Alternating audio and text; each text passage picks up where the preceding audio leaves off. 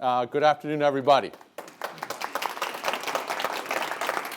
Now, I'd like to see a show of hands so I know who I'm talking with this afternoon. Always good to know level of knowledge of the place called China. So how many of you have been to P.F. Chang's? Raise your hand. All right, good. Okay. Chinatown. Yeah, eaten in Chinatown. Okay, pretty good. Went to China. About a little bit more than half. Lived in China. Born in China. Okay, whoever's born in China, no questions. Okay, only nods. Yeah, good, you got it, correct. All right. Second thing I'd like to ask is that for those of you who have finished lunch and have your iPhone or your smartphone handy, how many of you are on social media? Who's not on social media? Yeah, Weibo or Twitter or whatever.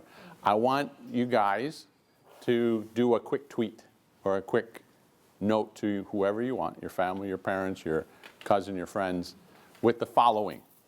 All right, the following short statement. Yeah, I know you guys are good on this. Doesn't take a lot of effort. Get that phone out there. Everybody got their phone ready? Okay, China, #1 in electric vehicles, now coming to California. Okay, China, #1 in electric vehicles, now coming to California. All right, why do we want to tweet that out?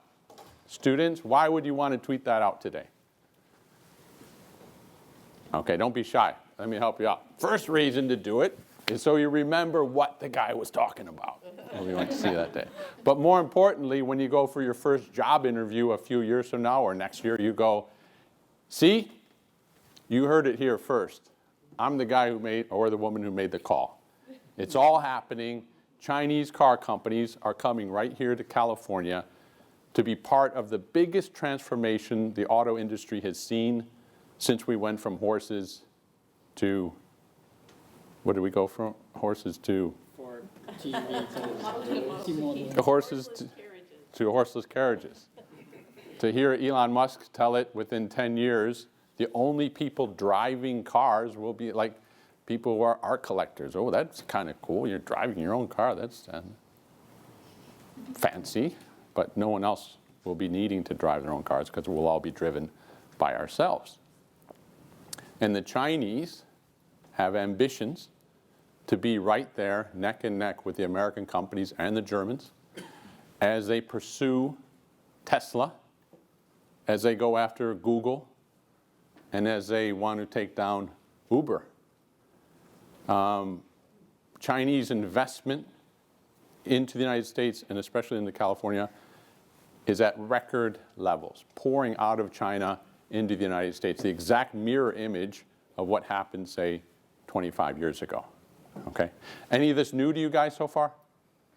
Okay, kind of got it, yeah, that sounds familiar, yeah, good, confirmed. Now, but what we're going to do today is go, and I'm going to ask you guys to imagine for a moment that you're the minister, Chinese minister, and your job is to start way back in 1980, and the leader at the time, a guy named Deng Xiaoping, comes out and says, I want you to build a world-class auto industry that one day goes to California and competes with the best in the world. Okay? You are the minister in charge. How many were born in 1980 already? So we're going back a little bit of history. Okay, a few of us. For those of you who weren't, we're going to do a little bit of time travel and go back to the early 80s, and I'm going to give you a feel for what China looked like at that time. Okay? Then I'm going to ask for your help in deciding how to shape this auto industry going from what it was to what it is today. All right, and we're going to do this by way of 5 Chinese quotes that any Chinese will know, and if you're interested in the least in China, this is like gold in terms of understanding how Chinese think and how they act. Okay, so 1980, Deng Xiaoping succeeds another guy named Hua Guofeng who succeeded Chairman Mao. Deng Xiaoping comes along and says, we're tired, we're broke, we're demoralized. We tried socialism, didn't work out so well for us. Let's go another direction.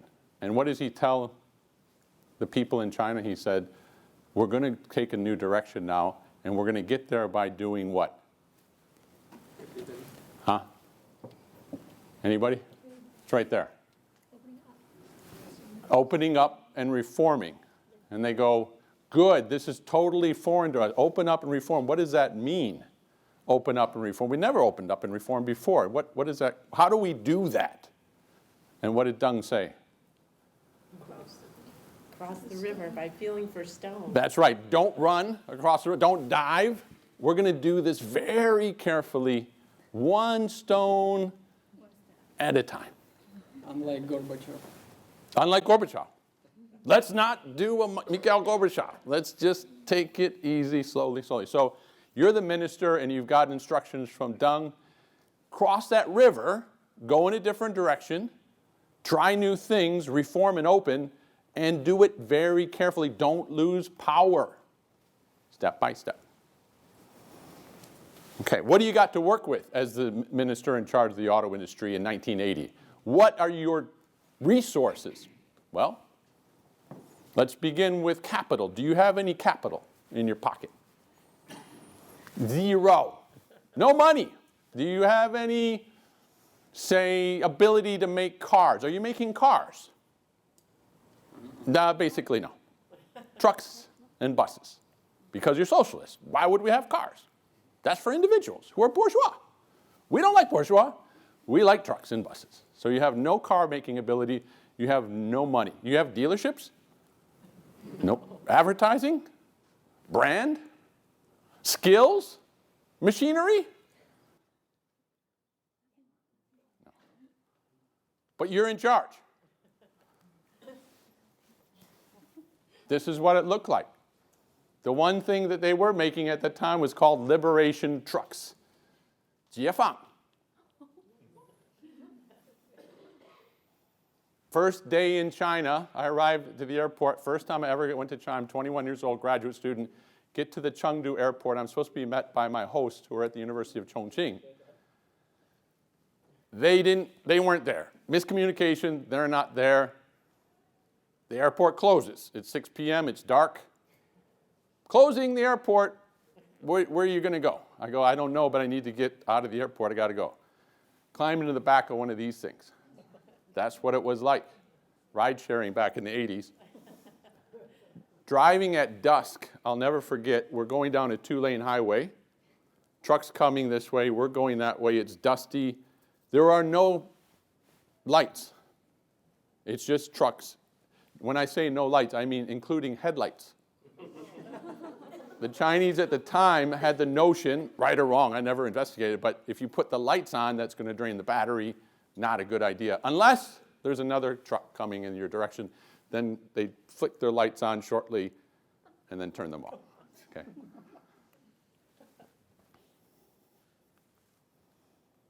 Now, we didn't talk about your workforce.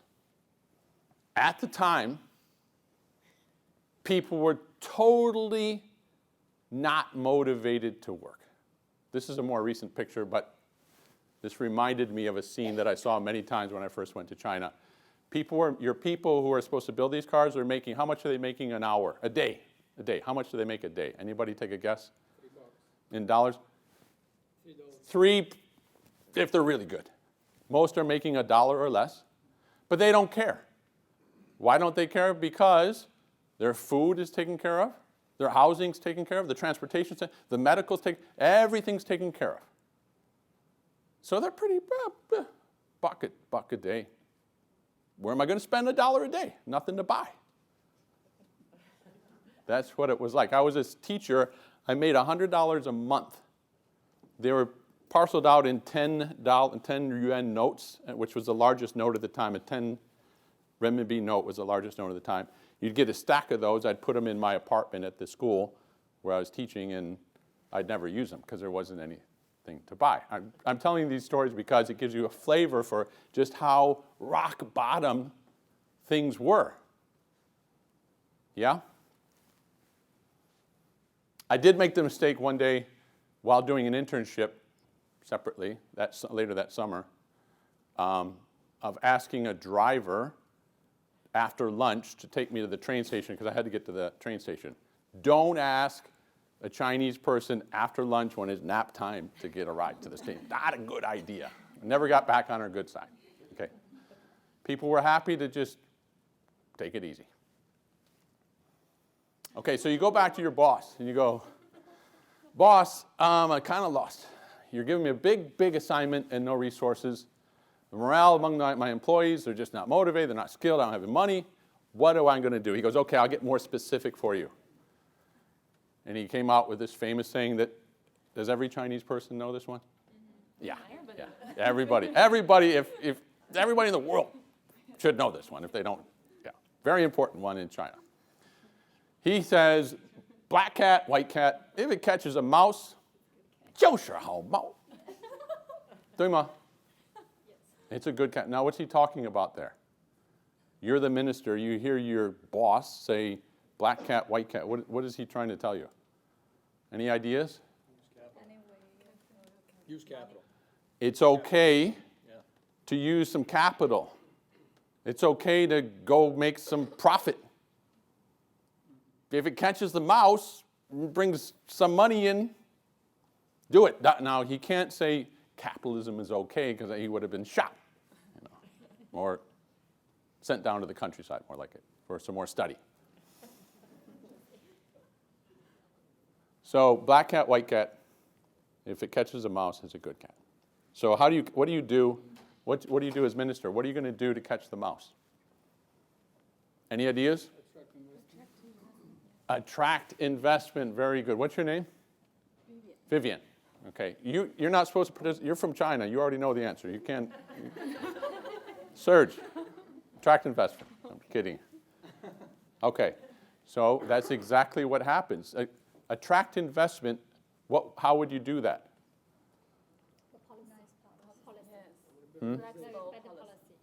Policy. What kind of policy? What would you set up? You're in charge of controlling and building your own auto industry. What do you do? Like a tax-free something, like an incentive, like you do to China. Bring them in, tax-free. They can set up their plant and own it 100% and build their cars and sell them to Chinese people. Is that right? Almost right. Yes. There's a catch. Bring the money in, but don't lose control. Bring the money in, don't lose control. Because if we lose control and let the foreigners come in and own it all, it's a mess. We didn't learn anything we can't. So, sure enough, what they do is the very first joint venture, now 32 years ago, is signed between what was then Chrysler Corporation, AMC Chrysler, and the city of Beijing, a 50-50 joint venture to build the Jeep Cherokee. The solution being why did Chrysler go into this place that's so poor and so socialist? What drew Chrysler in there? They needed SUVs. There was a huge demand for Potential demand for SUVs. Then remember, they're not making anything. How about the Chinese? Why do they? Well, we know either way. Okay.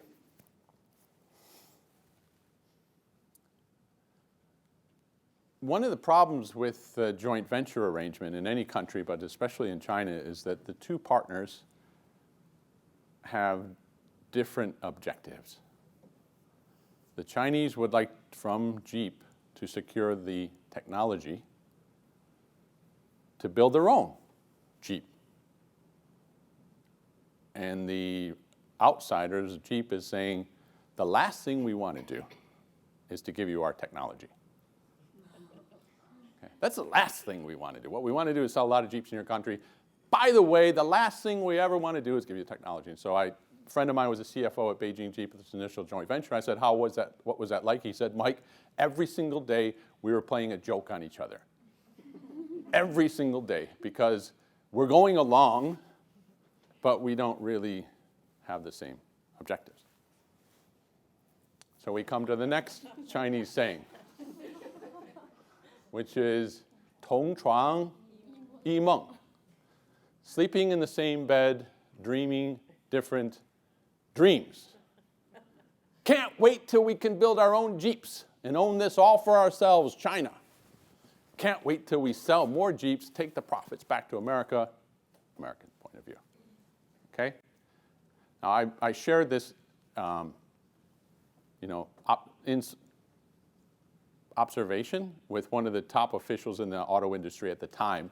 And I said, what about this Chinese saying I just learned? It's called sleeping in the same bedroom. It's a big problem. And he goes, yeah, it is. But on the other hand, they keep sleeping together. So it must be something good in there. In fact, it got very good. It got very good for one side, it got very good for the foreigners in particular. China's car market started to grow from a few tens of thousands to hundreds of thousands. In 2000, it got to 1 million. And between 2000 and 2010, it went from 1 million to 10 million cars a year. Phenomenal growth, the kind that we've never seen in the history of the automobile. And guess what? Foreign brands accounted for 85% of the market. There were some Chinese brands, but they didn't take much market share. As minister in charge of the auto industry, have you done a good job? You got a great market now, but where's the Chinese cars? That's a problem. We better do something differently because we invited these foreigners in to do a joint venture with the intention of learning to do it ourselves. And these many years later, we're the biggest car market in the world. The foreigners are making all the profit, and the Chinese customers like the foreign brand. Very different from Japan and Korea, right? Japan and Korea, they buy their own. China goes, ooh, like that BMW. Okay. But if that 85%, were most of them built in China or most of them imported? Great question. Great question. Most of them were built in China. So they have jobs. They have jobs. They have investment. They have investment. They have jobs. They have tax revenues. They have skills. They have equipment that's very, very, in one sense, you're holding on to your job as minister, right? I'm doing my good job. I got money coming in and things, employment. So it's not all bad. But there's this sort of pride of ownership where, hang on, we can put a satellite in space. We can't build our own car. What's the deal with that? And would they be hiring, if you want to deal with this another time, yeah. I know, but would they be hiring people from the Chinese automotive companies, or they're hiring just out of other skills, other companies, young people or whatever? They're hiring across the board and training like crazy. So they might poach from the Chinese automotive company, assembly line workers or whatever. Yes, they could. As it happens, the Chinese car companies, not the trucks and buses, kind of came later. So they reverse engineered, or as they say in China, they did their own R&D, receive and duplicate. Okay. So I went to see this company called Geely, and the owner was Geely, who now owns Volvo, by the way. This is 10 years ago. I saw him, and 5 Toyota Corollas were parked right in the middle of his plant. And I go, I don't think he's a Toyota Corolla fan. He's just receiving and duplicating, which the whole world does, by the way, but the Chinese happen to do it better than most. Okay, so you got this situation where you're the biggest car market in the world, but it's still kind of a headache because you really don't have many Chinese brands out there. It's the foreigners who dominate. So what's your next? Let me give you one more slide. One more slide here. 上有政策，下有对策. All right? Okay. So what's going on here is that this is a headache. Remember, as a minister, you have a headache because your job is to basically create a Chinese car brand or brands like the Japanese or Koreans have done. But instead, what happens is power has devolved to the provinces, and each province says, I want to have an auto company in my backyard. I'd like to have one. I'd like to have one too. And they have one. We should be able to, yeah, okay. And you see that it's not as simple as you might think from the outside. Actually, a lot of power at the local levels. And so the clever foreign companies are saying, I can set up a joint venture here, GM in Shanghai, and Ford, I can go to Chongqing and set up a joint, Toyota, I can go to Guangzhou, and I can divide and conquer the policy by setting up all these companies around the country, joint ventures, that may or may not be in line with the Chinese goal of having their own brand. Am I getting too far in the weeds, or you get, okay. This top makes a policy, bottom takes countermeasures. If you're ever doing business in China, keep this one in mind. Why? Because you go to the central government and you go, what's the policy for such and such? And they'll have documents and lay it out there for you. And then you go back to Shanghai and they go, I don't know where you heard that from. We don't ever do it that way here. This is Shanghai. Beijing? Beijing, forget Beijing. Well, they don't say it that boldly, but that's what they're thinking. Okay. Yes or no? From Shanghai? Okay. 对吗? Okay. So you've got all these car companies. By the end of 2010s, you have virtually every car company in the world has a joint venture of some sort in China, including Malaysian Proton, including the Koreans, the Japanese, the Germans, the French, the Americans. They're all in there with their joint ventures. At the same time, you're the biggest car market in the world. Your oil, not relevant right now because oil is cheap, but at the time oil is getting expensive. Oil imports are huge, and you're having this problem. You're going, I created this terrific industry with all this employment, but now we're oil dependent. All of our, we're sending a lot of money overseas to pay for the oil, and we still don't have our own car. So what can we do? Anybody have ideas? What can we do? No cheating. Well, you can create a car that doesn't depend on oil. Uh-huh. That's right.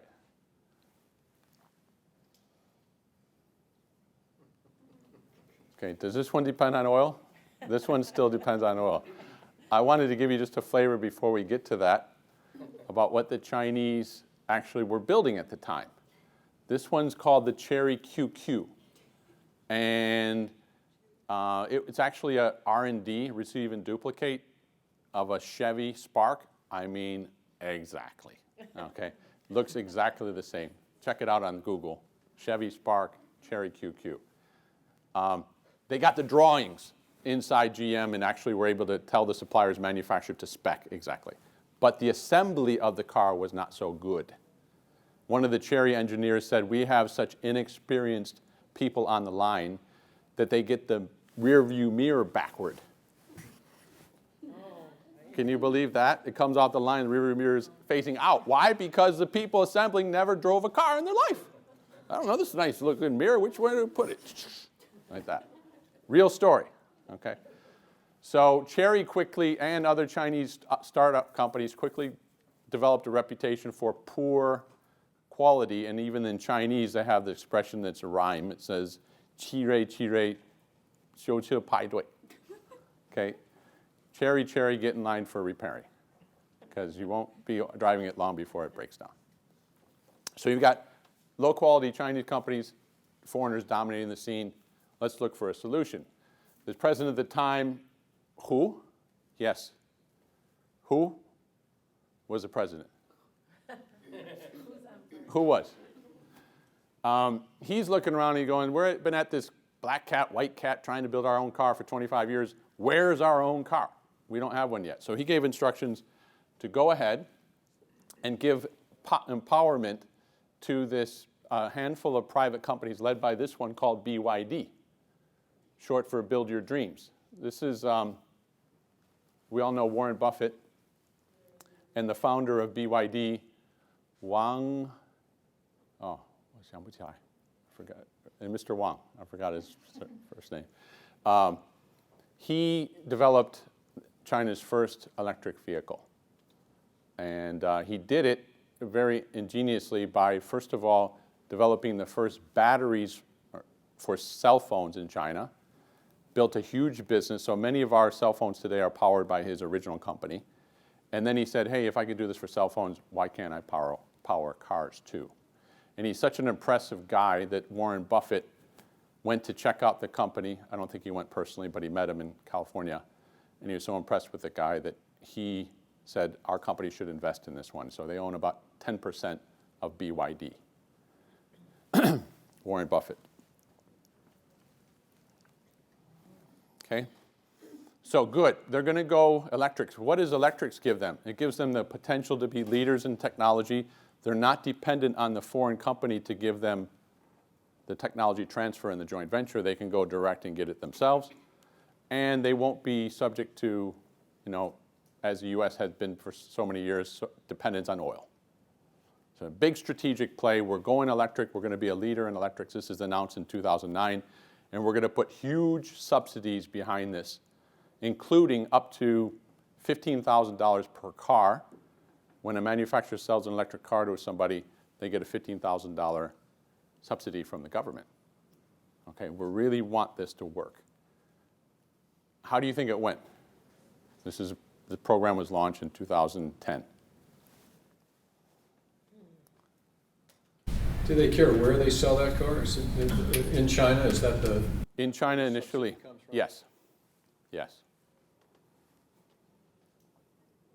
I didn't see any when I was in China, so. You didn't see any? You're not alone. It's an issue of distribution system for the plug-ins and things like that? Yeah. Biggest issue for anybody buying an electric car anywhere is charging, right? And the Chinese are no different. Oh, I can get a subsidized car, electric. Am I going to be able to charge it? And many Chinese don't live in, single-family homes. They live in apartments, so you have several hundreds of families living. Where's the charging station going to be? So electrics, despite enormous efforts by the government to make electrics sort of take off at home, they haven't. They set very ambitious goals to go from basically 0 in 2010 to 500,000 a year by last year, and then 2 million a year by 2020. Okay.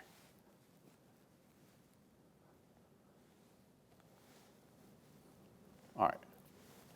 Last year, EV sales tripled in China to 330,000 cars. The government said, we want to be number one in electrics. Guys, get it done. We have subsidies. We have all these. So tripled to 330,000, surpassing the United States for the first time. But it turned out at the end of last year, there was a huge gap between the sales of electric vehicles and the registrations of electric vehicles. Okay? So this is one of the things that can happen in China. How could there be sales but not registrations? Anybody have any ideas? Technology is not there yet, or They sold the car. It's hard to get the plate number. Hard to get the plate number. Any other ideas? you just sell it on paper. Sold it on paper. No interest. Yeah. The government said, we want to hit these targets, guys. You know what I'm talking about? Hit the electric vehicle targets, because we said in 2015 we'd be at that level, and we're not anywhere close. Hit the target. So they sold many, many tens of thousands of cars to their own subsidiary companies for a month, collected the subsidy, and then returned the car. Okay. So watch it in China. It's always if there's money, they're very good at securing the money, especially if there's pressure from above saying we need to meet these targets. So China is still managed to become the number one electric vehicle market, but it really hasn't. It's because the government gave huge subsidies, and most of the sales were going to government agencies where there was sort of a force play. Very few individuals buying electric cars in China, for the reasons we mentioned, is charging for one, reliability for two, resale value for three. Just why take the risk with electric vehicle when you can buy a lot of other cars? Okay, so what do we do now? You're the minister. Electric vehicles 5-year program is grown, but not very well, and individuals aren't buying. When we did have strong growth, there was probably fraud involved. Any joint ventures with foreign companies? Great question. Yes. In 2010, when they launched this big offensive to go electric, they said we also have new legislation. All the existing joint ventures must form a fresh joint venture in parallel and must build electric vehicles. Everybody. So I would go to the place that makes electric vehicles that compete, and they have the best technology, and maybe hire their head engineer or something. That's right. Something like that. That's right. That's right. They didn't get it. So to answer the questions one by one, all the foreign companies, because it was compliance, they all formed on paper these new joint ventures to do electric vehicles, but the foreign companies wanted no part of it. And mostly because, one, they didn't saw the market wasn't there, and two, they saw with these new joint ventures, it wouldn't be technology transfer from the foreign company to the Chinese side. Both partners would equally own any technology developed. Very clever policy, okay? New JV for electrics, everyone has to do it, and the technology will be jointly owned by the Chinese and the foreigners, not transferred. So what is the, what's it called? Dragging their heels? Like the foreigners going, okay, we'll sign up, but it's really hard to get approval from head office, and so the foreigners have been very slow to act. No demand. Sorry? No demand. No demand, that's right. Of demand from customers. That's right. So what do you do next? Sell it abroad. Sell it abroad is an option.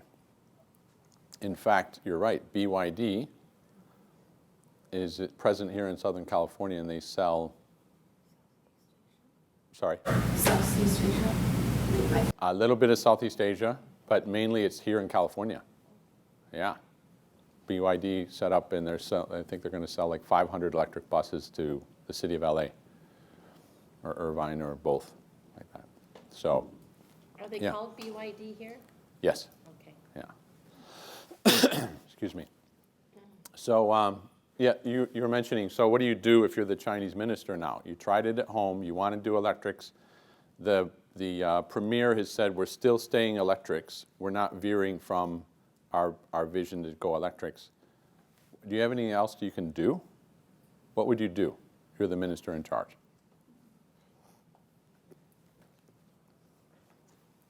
Somehow get a hold of the expertise, wherever that happens to be. And who's going to get a hold of it? Who can get a hold of it? Because you got to Somebody with a lot of money. someone with a lot of money. Exactly. So the minister in charge of the auto industry looks around and he goes, all my auto companies in the country, they're just profit machines. They've been building these foreign cars in a joint venture, take the profits and just sit back, and they're not really innovating or going for it. I see, though, in the internet business, there's these companies called Alibaba and Tencent and Next and LETV, who are making billions of dollars, very smart guys, switched on. Maybe they know something. Maybe they're more clever, they're quicker, they got a lot of money. So what we're going to do for the first time in Chinese history, Chinese automotive history, we're going to invite these guys, these outsiders, these entrepreneurs, these internet crazies, and we're going to say, you two are now approved to build electric vehicles. Okay? It's like within the last year, this is happening. They got really desperate about electric vehicles. We've tried everything conventional. Let's ask these guys out here to do it. So what happened next is, oops, sorry. What happened next was the internet billionaires responded quickly. Baidu, Faraday Future, Next EV, so that today, just a year later, we have all of these internet billionaire-funded new companies present right here in California. Up and down the coast, from Silicon Valley to LA, I don't think quite to San Diego yet. What does present mean? You mean that they're selling cars? They have operations here, and so BYD's selling. Faraday Future has like 600 people housed in the former Nissan headquarters in Gardena. They're developing a car, and they showed this car at the CES in Vegas last month. They're all developing electric cars to take on Tesla. And So these are mostly all- development offices here is what. Are these all Chinese? These are all Chinese companies. Yeah, Faraday Future, Next EV, Ativa, Baidu, Karma, and BYD are all Chinese companies that we've never heard of, right? And they're all here present in California. And they all have money, and they understand that technology is here. So what a phenomenally exciting time to be in California. Not only are we seeing revolutions in electric vehicles and self-driving cars, but we also see huge Chinese capital coming in to take advantage of it. Okay? Yeah, Pete. How do franchise laws affect them? Is it different than Tesla? They're looking, in talks I've had with them, they would like to follow what Tesla's done. Go direct. No dealers. And where would they be manufactured, here or China or somewhere else? In the case of Faraday Future Manufacturing, they're setting up a plant in outside of Vegas, Nevada. Next EV, probably Shanghai. Each one is a little bit different. BYD, both here and in China. And Karma, both here and in China. Call me naive, but is this a good thing? Is this a good thing? I mean, Competition is always a good thing. Is what? Sorry? Competition is always a good thing. Competition. Now, because maybe if I'm reading your question right, it isn't, in the case of China, you may not just have a company competing against you, you have the company with the government behind it and all that entails. So is that what you mean? Yeah. Not a level playing field, even in our own backyard. Could be. That's a risk for us as Americans competing. On the other hand, the Chinese are also feeling unsettled about this because these companies are global companies already, billionaire independent entrepreneurs who are not beholden to the government. Hang on. Our job is at risk here as ministers, as the minister. What if it's a success and it had nothing to do with me and I can't tell them what to do? This is happening outside the scope of my power base. We're not sure I like that. So it's a risk for, perceived risk for both sides. Okay, last quote for you guys today is one very near and dear to my heart because I was reminded of it many times when I was living and working in China is, look at the mayor, not the market. How do you say in Chinese? 看市长，不看市场. Yeah. This is totally counterintuitive for us. We would always say, look at the market, not at the government. But in China, the government still has the final word. Okay, so people are looking around now and going, hey, Deng, remember you said us wading across the river? The water's getting kind of high. Do we start swimming on our own? What do we do here? And it's a really crucial time for China. Do we let things go and open up, really? Or do we pull back and keep control of stuff? So the new president, Xi Jinping, began in 2012. His messages to the people so far are crystal clear. Control, number one. Economic growth is important, but it's secondary to maintaining the party's control over the direction of the country.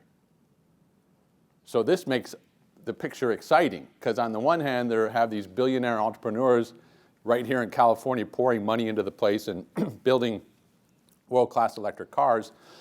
On the other hand, the guy in charge of the country is saying, that's fiddlesticks, those are small potatoes.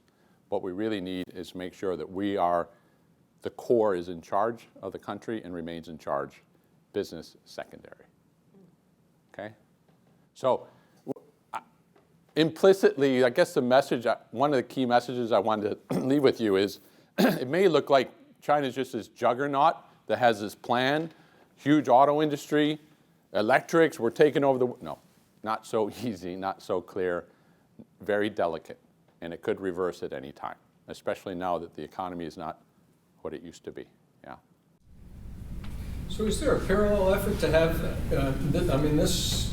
we have gas stations on every other corner, right? Yes.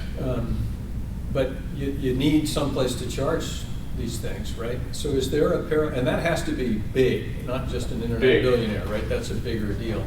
So is there some effort to get that? There is. in place? There is. And they have targets, just like for the sales targets, they have targets for charging stations nationwide. And I don't remember the numbers in front of me, but they're in like the hundreds of thousands by 2025. Starting in the big urban centers. That's right. Going from there. That's right. Okay. That's going on. What kind of lessons are there from Japan for those old enough to remember everyone feared a Japanese juggernaut of private and government collusion in economics and manufacturing, and Japan is going to take over the world, and that didn't happen. A lot of fear about it and some success, but a lot of these same domestic and international issues of domestic economics and international economics, and the bubble burst. And there seems to be parallels here in some ways. Some parallels, for sure, yes. I think the biggest hurdle China has to get to your question, I agree. I don't think China is ready to take over the United States or has any ambition to. It wants to control its own area of the world. And South China Sea, if you imagine, just to take a different point of view, South China Sea, if that's south of the United States, that's ours.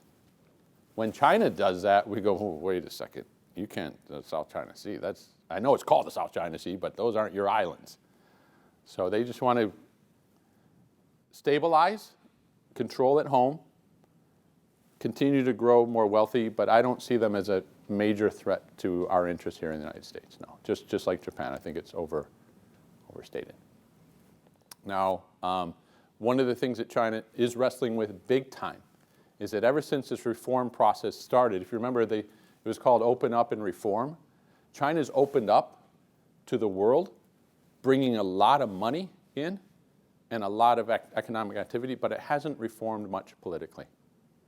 So can a society continue like economic opening, but here's a quiz for you. How many people are on Facebook in China? And anybody know? It's a trick question. Blocked. How many on YouTube? Blocked. How many on Twitter? Blocked. I mean, there's huge economy, all these investments, money. There's not access to some basic things. Can a society continue to grow and invest in a healthy way without more personal freedoms, I guess? It's a question from his point of view. Yeah, we can do it.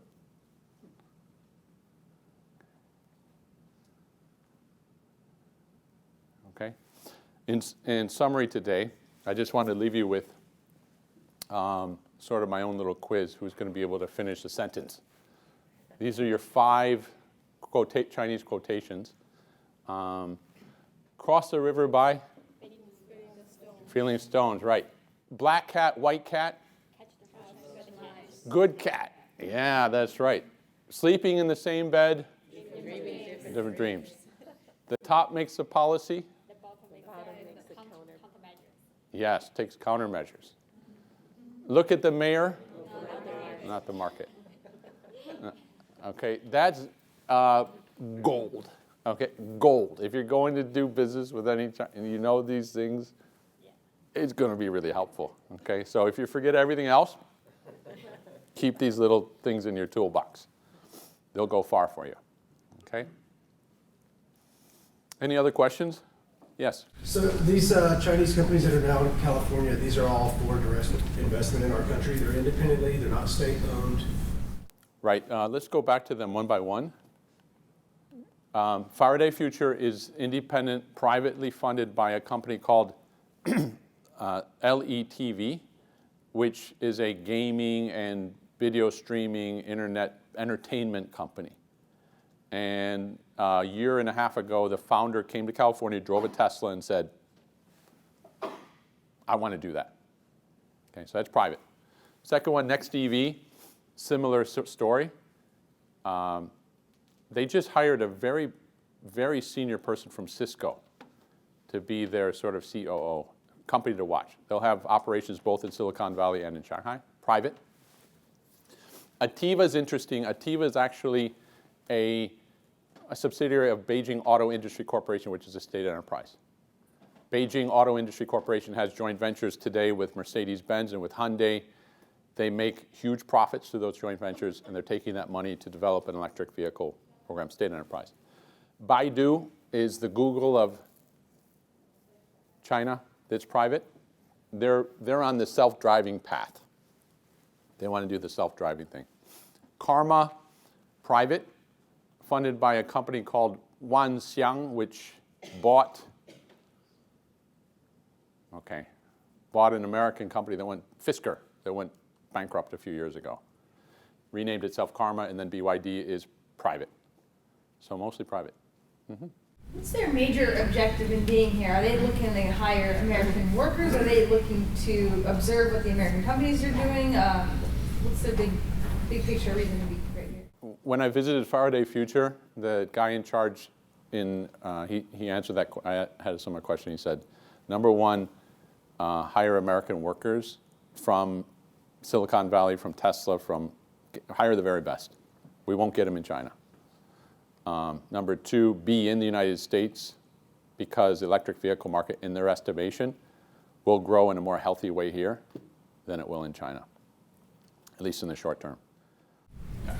So, quick follow-up with that. How does the United States government feel about this, and how's the California government, in your opinion? I think California government, from what I can tell, is pretty happy.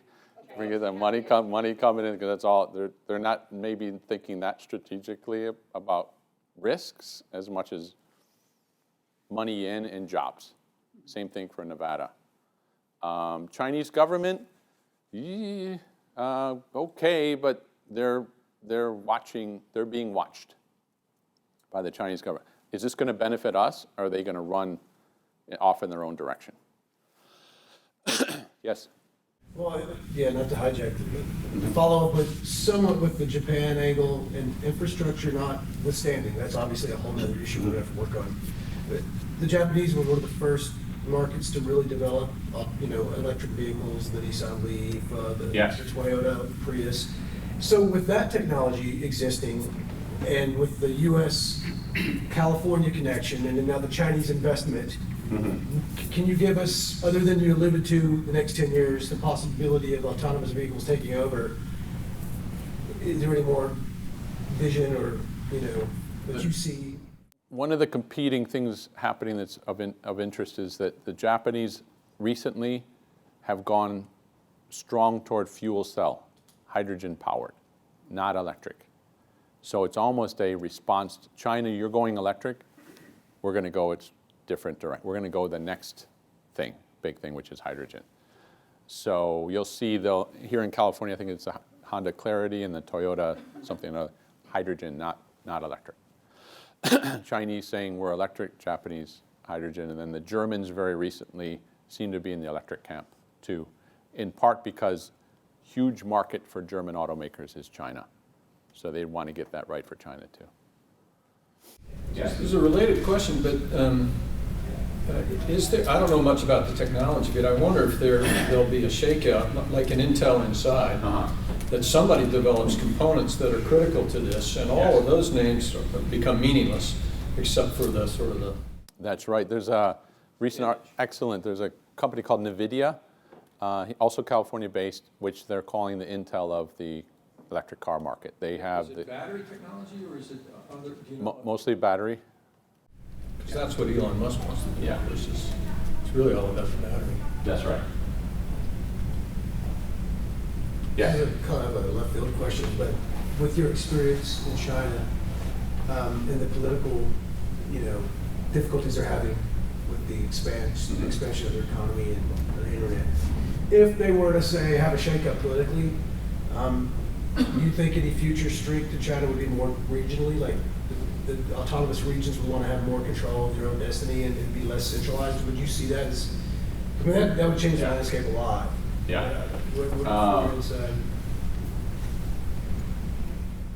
To some extent, that's already there.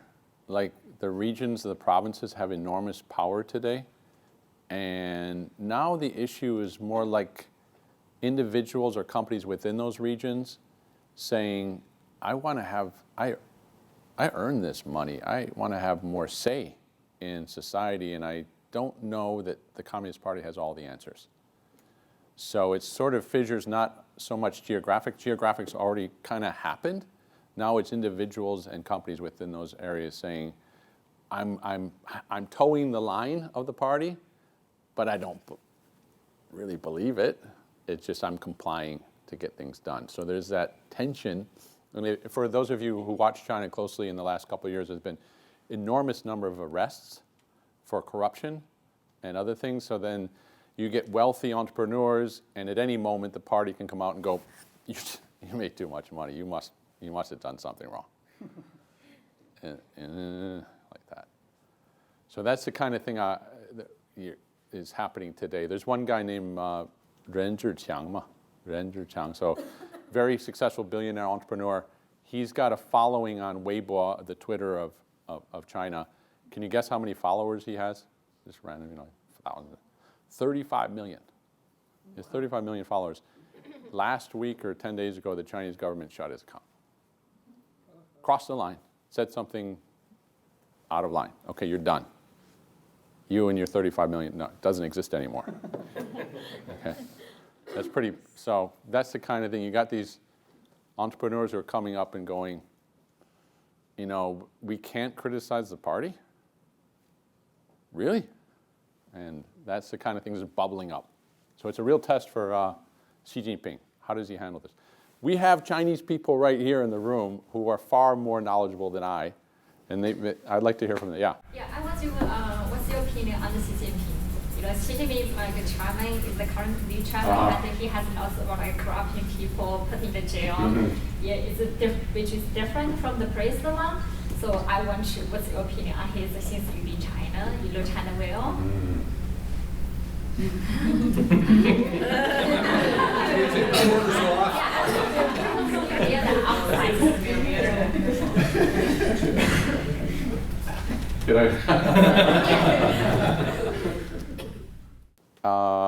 He says, he appears to say and do the right things consistently. At the same time, listening to my Chinese friends, they're worried. They're worried about his consolidation of power. They haven't seen anything like it since Mao. Yeah. Yeah. Very, if we can just speak openly, that this is so fascinating to see China's put enormous numbers on the board, just done a phenomenal job growing its economy. So many people are better off. And it can't seem to quite get over this political reform hurdle. It gets close and then it goes, ooh, that's scary. But if we reform, what about the party? They're not compatible. So this guy seems to be saying, bring it back. He's using words like core leadership that people haven't heard since Mao.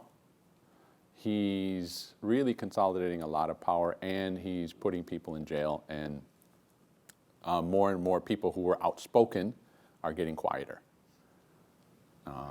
It's a delicate time in China for sure. So I remind myself of this because when I talk to people and they go, China is just a juggernaut, it does everything right, it's so rich, it's got this. Yeah, but it's got to manage it. It's not simple. Imagine waking up every morning, you got 1.4 billion people to satisfy.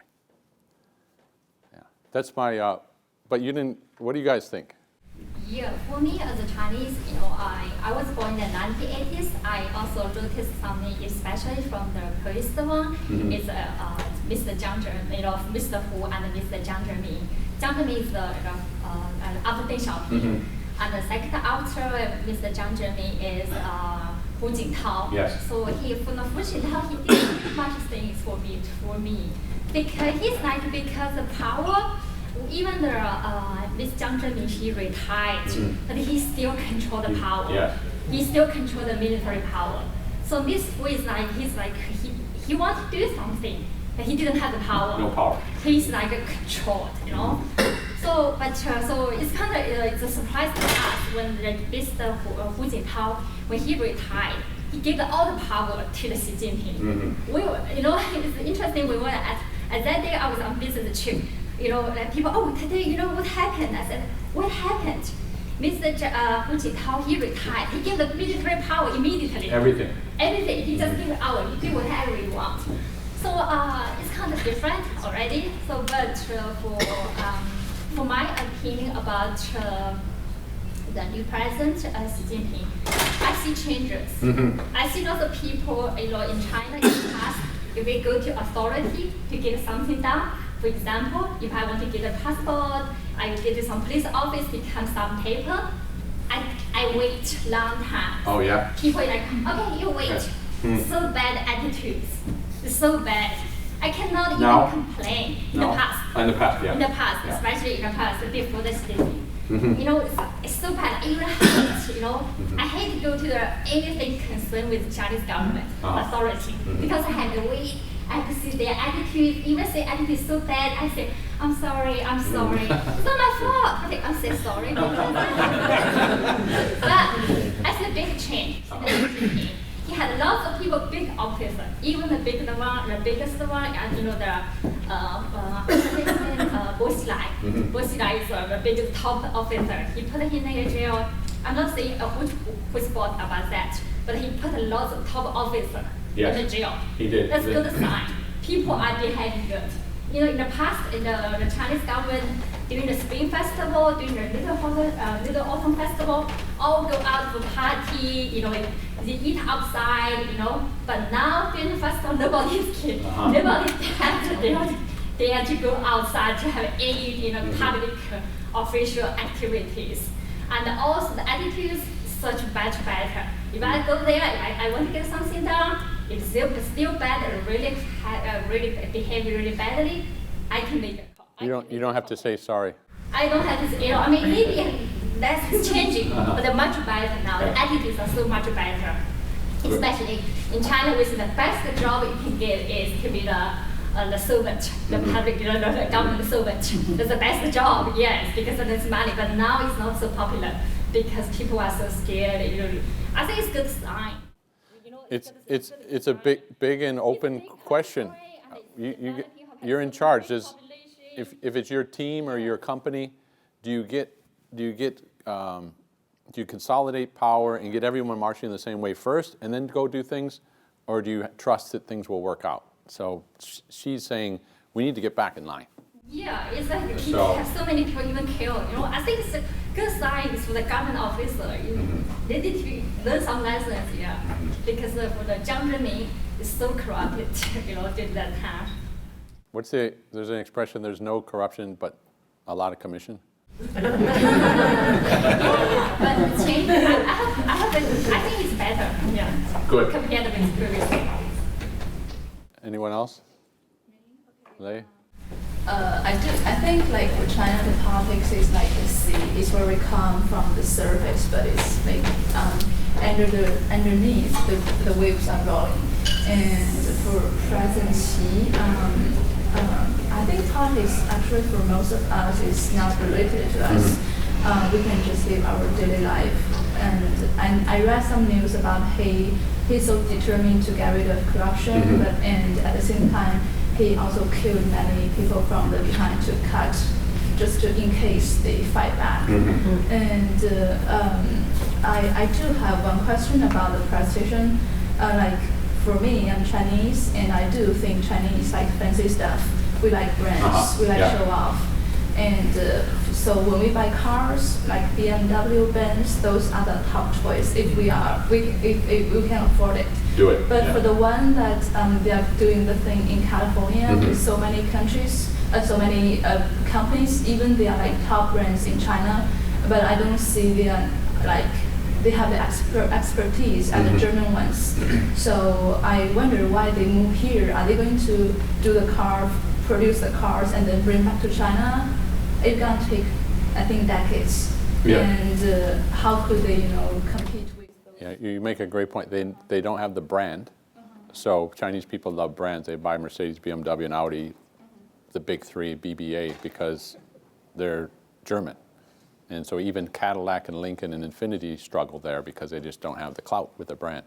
So the Chinese would have to, first of all, convince wealthy Chinese people that their electric cars are as good as Tesla or better. So that's a very valid point. The one takeaway I had from Faraday was that they see the car as performing a different function in the future.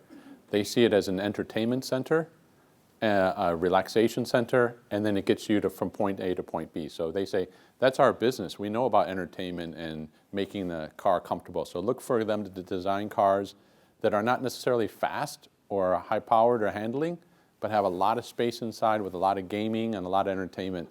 And they go, this is where we're going. And in China, there's nowhere to go fast anyway because so many cars and so different. You look at everybody said Tesla wouldn't get as far as yeah. Anything's possible, but very valid point. They don't have the brand, so they'd have to work some way around that. I think in the interest of time, Mr. Dunn will stay extra, sign some books if you're interested, but let's give him a round of applause.